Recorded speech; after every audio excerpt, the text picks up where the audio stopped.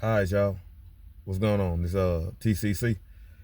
Man, look, I'm finna just try to explain best in detail I can about what I heard from Fred Truck at Basehead Journeys that be on NB Live from time to time. Y'all, I really can't go into detail about, what we linked up for, but we were just, kicking it or whatever. V6, V8 audio talk, but just no met up in person. Y'all, I literally thought he was at least 2 to 3 blocks away from me in the opposite direction. I ain't bullshit. I'm dead serious. That 4 on is different. You know what I'm saying? So I was working on something. I looked up. I'm like, okay, here you go.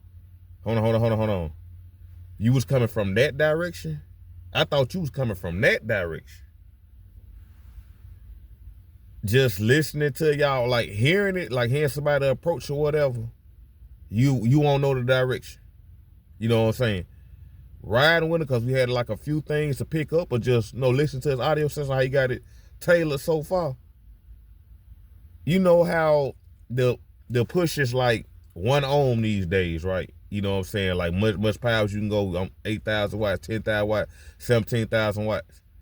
That's cool and all. Like, you just getting the max output, the max performance, but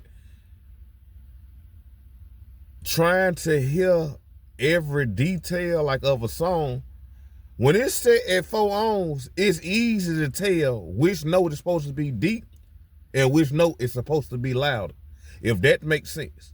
You letting the box and the sub do the work.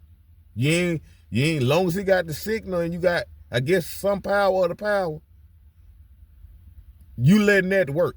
You know what I'm saying? Excursion, hit, detail. It's kind of like hard to describe it or explain it. You gotta just try it for yourself. It's like, how can I put this? How can I say this? It's like, okay, you got a water hose on, right? You know how you like turn it to like a certain setting and the water just, okay, if you ain't got no nozzle on there, the water just gonna flow like uncontrollably, like a pipe.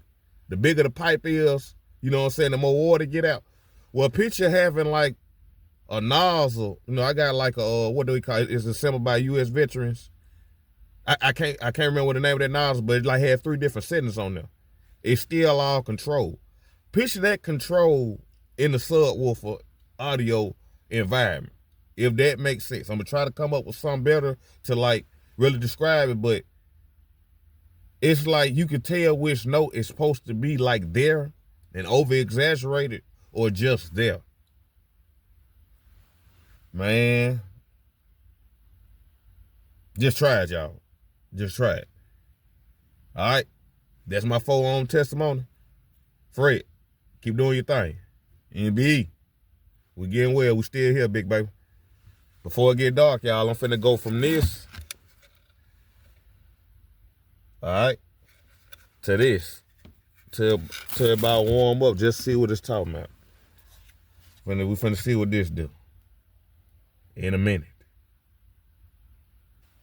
And hold up, y'all. I almost forgot. Look, I know what that B2 audio sound like, especially in person when Fred was at this show. It was going up against 415s, 418s, still able to be heard. Couldn't be drowned out. Them subs is on a whole different level. But I bullshit you not. That 4 on when Fred's pulling up, how it was sounding, like the detail, I thought that was the B2s. I ain't bullshitting. I am not bullshitting. I thought them was the B2s. That's how good they sounded when they was coming to me. There was the DC audios. NBA made it short about the DC audio. Y'all sleeping on DC audio. There was the DC audios.